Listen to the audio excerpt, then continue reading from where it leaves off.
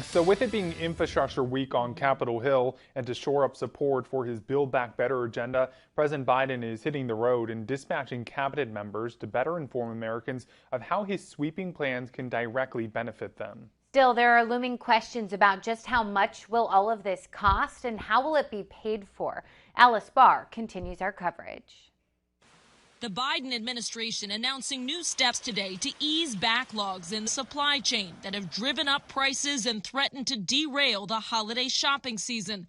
With congestion at ports, one of the biggest holdups, the White House is moving to speed distribution of some of the $17 billion for ports included in the bipartisan infrastructure bill that passed Friday. The motion is adopted. President Biden headed to the Port of Baltimore tomorrow, part of a week-long mission by his administration to show the legislation's real-world impact. 30, 40, 50 years from now, we will look back on this as the turning point. The secretaries of Commerce, Transportation, and Energy among the full court press, making sure weeks of messy negotiations don't overshadow the final result.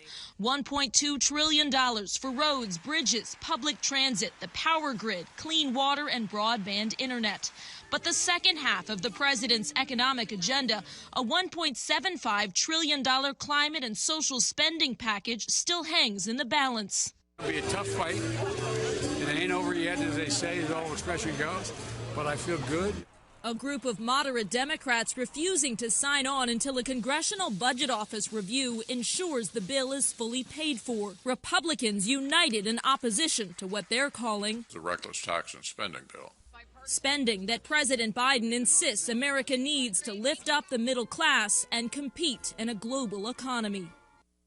Speaker Nancy Pelosi said today the House plans to vote on the climate and social spending bill by the end of next week before it faces an even closer vote in the Senate. In Washington, Alice Barr, NBC News.